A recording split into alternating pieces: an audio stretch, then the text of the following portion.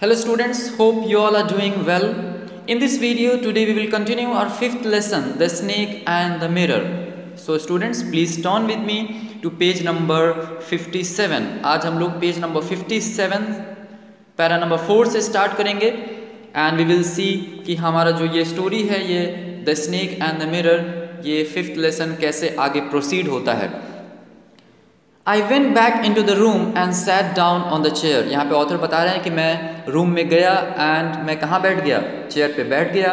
I opened the box beneath the table and took out a book, Materia Medica.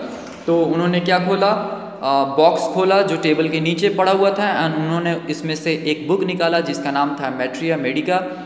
Means ये कोई medical से संबंधित कोई text book, कोई किताब रही होगी. I opened it at the table on which stood the lamp and a large mirror.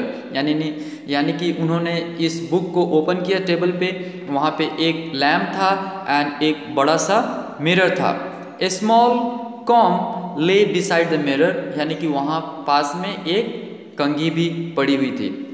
One feels tempted to look into a mirror when it is near one. यानी कि किसी को टेम्पटेशन होगा जब पास में मिरर होता है, आईना होता है, तो हम टेम्पटेड होते हैं उसमें देखने के लिए. I took a look, मैंने उसमें एक बार देखा. In those days I was a great admirer of beauty and I believed in making myself look handsome. यानी उस समय मैं ब्यूटी का एक बहुत ही बड़ा एडमायरर था एंड मैं खुद को हैंडसम यानी कि एक होता है ना सुंदर, मैं खुद को सुंदर दिखने में मैं विश्वास करता था. I was unmarried and I was a doctor. यानी कि मैं अनमैरिड था, मेरी शादी नहीं हुई थी एंड मैं क्या था, मैं एक डॉक्टर भी था. I felt I had to make my presence felt. यानी कि मुझे अपनी जो प्रेजेंस थी उसे मुझे फील करना था. I picked up the comb and ran it through my hair. यानी मैंने कंघी उठाया एंड मैंने उसको अपने बालों में क्या किया, चलाया and adjusted the parting so that it looked straight and neat. And मैंने अपने पार्टिंग को क्लियर किया ताकि मेरा जो बाल है वो कैसा लगे, एकदम नीट लगे एंड वहाँ जो पार्टिंग है वो एकदम स्ट्रेट दिखे. सो स्टूडेंट्स यहाँ तक हम लोगों ने already we have discussed in the previous video, इसलिए थोड़ा मैंने आपको जल्दी पढ़ाया. Now we will begin from para number 5. अभी हम लोग पैरा नंबर 5 से स्टार्ट करते हैं. I took a close look at my face in the mirror. यानी कि मैंने मिरर में एक क्लोज लुक, पास से मैंने खुद को देखा. ओके, एक क्लोज लुक जो होता है मिरर में, आईने में खुद को देखना, वैसा मैंने देखा. I made an important decision. मैंने एक इम्पॉर्टेंट महत्वपूर्ण डिसीजन भी लिया. क्या था वो? I would shave daily and grow a thin moustache. यानी कि उन्होंने डिसीजन लिया कि मैं क्या करूँगा, मैं डेली शेव करूँगा एंड ग्रो ए थिन मस्टाश. यानी कि मैं एक थिन जो मस्टास होता है, मूंछ होता है, मैं उसको ग्रो करूँगा. टू लुक मोर हैंडसम, इससे मैं कैसा दिख सकूँ, काफ़ी हैंडसम दिख सकूँ. I was after all a bachelor and a doctor. मैं क्या था आफ्टर ऑल, एक बैचलर था, मेरी शादी नहीं हुई थी, एंड ए डॉक्टर, एंड मैं एक डॉक्टर भी था. I looked into the mirror and smiled. मैंने मिरर में देखा एंड स्माइल किया. It was an attractive smile. कैसा स्माइल था, एकदम अट्रैक्टिव स्माइल था, काफ़ी अच्छा लग रहा था, मैं हैंडसम लग रहा था. I made another earth shaking decision. यानी कि मैंने दूसरा अर्थ शेकिंग डिसीजन लिया, धरती को हिला देने वाला डिसीजन लिया. I would always keep that attractive smile on my face to look more handsome. And मैं ये जो अट्रैक्टिव स्माइल है मैं जो है अपने फेस पे इसको हमेशा रखूँगा टू लुक मोर हैंडसम, ताकि मैं और भी ज़्यादा हैंडसम दिख सकूँ. I was after all a bachelor and a doctor too on the top of it. And again इस चीज़ को रिपीट कर रहे हैं कि मैं क्या था, आफ्टर ऑल मैं एक बैचलर था एंड एक डॉक्टर भी था. Again came that noise from the above. And फिर से वो सेम साउंड जो है ऊपर से आती है. I got up, paced up and down the room. यानी मैं खड़ा हुआ, पेस्ड अप एंड डाउन यानी कि इधर उधर मैं घूमने लगा, चलने लगा रूम में ही. Then another lovely thought struck me. फिर मेरे माइंड में एक दूसरा लवली थॉट जो है वो आया. तो इनको जो है उस दिन बहुत सारे ख्याल आ रहे थे अपने माइंड में, एंड फिर से इनके माइंड में कुछ और थॉट आ रहा है, कुछ और ख्याल आ रहा है। आई वुड मैरी, अब ये डिसाइड कर रहे हैं मैं क्या कर लूँगा, मैं शादी कर लूँगा। I would get married to a woman doctor who had plenty of money and a good medical practice. मैं एक ऐसी लड़की से शादी करूँगा who had plenty of money, जिसके पास बहुत सारे पैसे हो, and good medical practice, and उसके पास क्या होना चाहिए, अच्छा मेडिकल प्रैक्टिस, यानी जब जो डॉक्टर होते हैं उनका अच्छा मेडिकल प्रैक्टिस होता है, उनके पास बहुत सारे पेशेंट्स आते हैं, उनकी काफ़ी नेम एंड फेम होती है, तो नेचुरली उनके पास ज़्यादा पैसा होगा। तो मैं एक ऐसी लड़की से शादी करूँगा जिसके पास बहुत सारे पैसे हों एंड अच्छी मेडिकल प्रैक्टिस हो। नेक्स्ट है she had to be fat for a valid reason, and वो गर्ल कैसा होना चाहिए, फैट होना चाहिए, एंड उनके पास इसके लिए एक वैलिड रीज़न भी है। वो क्या दे रहे हैं, we will see further.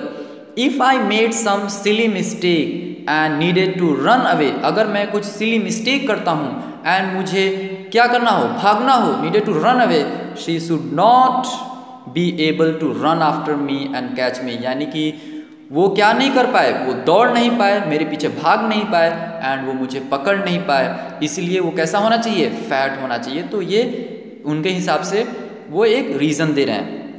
With such thoughts in my mind, I resumed my seat in the chair in front of the table. And इस thought के साथ मैं क्या किया, मैं उस चेयर पे बैठ गया जो कहाँ था, in front of the table, जो टेबल के सामने था।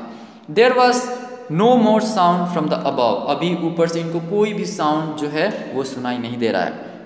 Suddenly there came a dull thud as if a rubber tube had fallen to the ground. तो स्टूडेंट्स अब क्या होता है, इनको कोई भी साउंड नहीं सुनाई दे रहा है, एंड सडनली अचानक क्या होता है, there came A dull third, यानी कि होता है ना धम की आवाज़, किसी भारी वजन वाली जो वस्तु गिरती है उसको हम कहते हैं डल थर्ड साउंड। ऐसा लग रहा था कि कोई रबर का बड़ा सा ट्यूब जो है गिर गया हो। Now we will see students, page number 58 में हम देखते हैं क्या होता है। तो इनको सुनाई देता है एक ऐसा लग रहा था कोई बड़ा सा रबर ट्यूब जो है वो ज़मीन पे गिरा हो। Surely nothing to worry about, अब कह रहे हैं कि ऐसा कोई चिंता करने वाली बात नहीं थी। Even so I thought I would turn around and take a look, फिर वो सोचते हैं कि मैं थोड़ा टर्न करूँगा और क्या करूँगा, एक बार देखूँगा क्या है।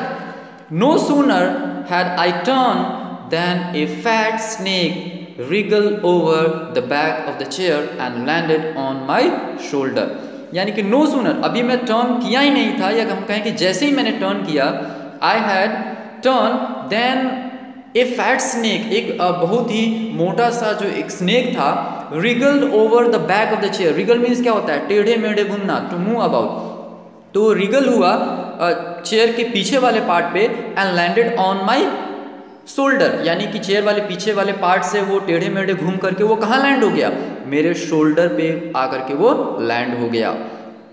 The snakes landing on me and my turning were simultaneous, तो साइमल्टेनियस मीन्स क्या होता है, मीन्स एक साथ होना। The snake landing on me, snake मेरे ऊपर आकर के जो मेरे शोल्डर पे वो लैंड कर रहा है, एंड इनका जो है पीछे घूमना, टर्निंग, जैसे वो पीछे घूम के देख रहे हैं, तो ये सब दोनों जो एक्शन है वो एक साथ हो रहा है। Now we will see in para number 7 में क्या होता है। आई डिडंट जंप, यानी मैंने कूदा भी नहीं। आई डिडंट ट्रम्बल, यानी मैं कांपा भी नहीं। आई डिडंट क्राई आउट, मैंने क्राई भी नहीं किया, रोया भी नहीं, चिल्लाया भी नहीं, कांपा भी नहीं। There was no time to do any such thing, ऐसा नहीं कि मैं बहुत बहादुर था, लेकिन वो बता रहे कि मेरे पास टाइम ही नहीं था ये सब कुछ करने के लिए। The snake slithered along my shoulder and coiled around my left arm above the elbow.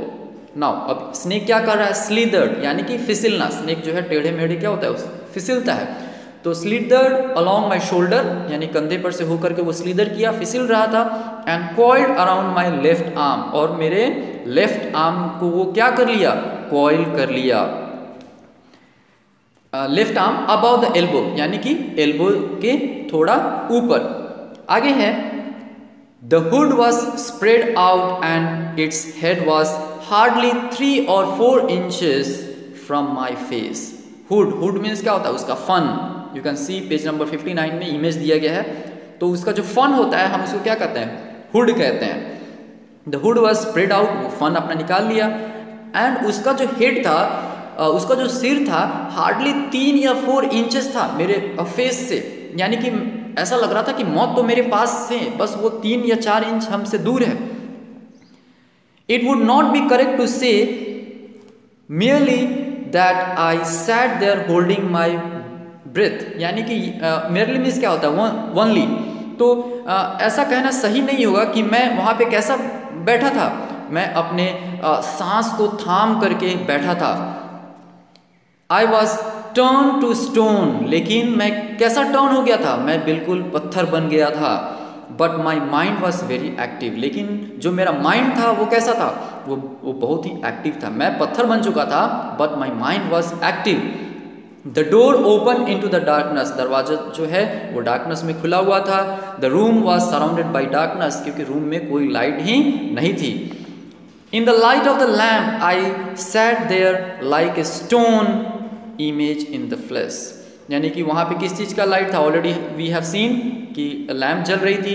And मैं कैसा बैठा था, एक स्टोन की तरफ बैठा था, ऐसे लग रहा था। इमेज इन द फ्लश, यानी कि फ्लश है उसके अंदर, ऐसा लग रहा था कि मैं एक स्टोन बन चुका हूँ, पत्थर बन चुका हूँ। Now we will see para number 8। अभी हम लोग पैरा नंबर 8 देखेंगे।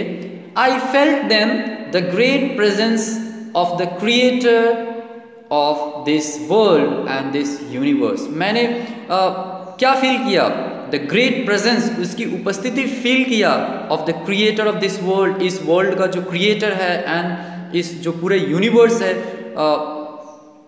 उसको मैं क्या किया, उनको मैंने फील किया। यानी कहने का मतलब मैं भगवान को याद कर रहा था, गॉड वॉज देयर। ठीक है, मुझे ऐसा फील हो रहा था कि कहीं ना कहीं क्या है, गॉड हैं। Suppose I said something and he did not like it, यानी कि सपोज अगर मैं कुछ कहूँ और उसको पसंद नहीं है, एंड शायद हो सकता है ही माइट बी थिंकिंग कि मैंने जो बोल रहा था कि मुझे हैंडसम दिखना है, मुझे शेव करना है, तो शायद हो सकता है इसको ये सब चीज़ पसंद नहीं होगा। तो इनके माइंड में जो है बहुत सारे बहुत सारे थॉट्स स्ट्राइक हो रहे हैं। I tried in my imagination to write in bright letters outside my little heart the words O God. I tried in my imagination, यानी कि मैं अपनी इमेजिनेशन में ट्राई कर रहा था लिखने के लिए, to write in bright letters, चमकीले लेटर्स के साथ, okay, outside my little heart, okay, मैं अपने दिल के बाहर जो है अपनी इमेजिनेशन में मैं ये वर्ड लिखना चाह रहा था, क्या, ओ गॉड, यानी हम कहते हैं ना, हे भगवान। तो ऐसा ये इमेजिनेशन में लिखना चाह रहे थे। There was some pain in my left arm, यानी कि मेरे लेफ्ट आर्म में थोड़ी पेन मुझे फील हो रही थी। It was as if a thick laden rod, no, a rod made of molten fire was slowly but powerfully crushing my arm. Okay, अब ये कह रहे हैं कि ऐसा लग रहा था, it was as if a thick leaden rod, एक ऐसा मोटा जो लेड का एक रॉड होता है। फिर कह रहे हैं नो, नहीं, a rod made of molten fire, एक ऐसा रॉड जो मोल्टेन फायर जैसा हो, एकदम गर्म हो, वह स्लोली बट पावरफुल, धीरे धीरे बट बहुत ही पावरफुल, वो मेरे आर्म को क्या कर रहा था, क्रश कर रहा था। यानी कि मुझे काफ़ी पेन फील हो रहा था क्योंकि वो लिपटा हुआ था। The arm was beginning to be drained off all strength, what could I do, यानी कि इनका जो सारा स्ट्रेंथ था, इनके भुजाओं का सारा स्ट्रेंथ, वो अब धीरे धीरे कम हो रहा था। अब ये सोच रहे थे कि व्हाट कुड आई डू, मैं क्या कर सकता था। तो स्टूडेंट्स, आई होप कि आपको यहाँ तक टिल पैरा नंबर 8 आपको ये स्टोरी समझ में आई होगी, the snake and the mirror. So students, आज के इस वीडियो में हम लोग यहीं पे स्टॉप करेंगे। In the next video we will see the last part of this 5th lesson. So students, आज हम यहीं स्टॉप करेंगे। That's all for today. Have a nice day. Thank you.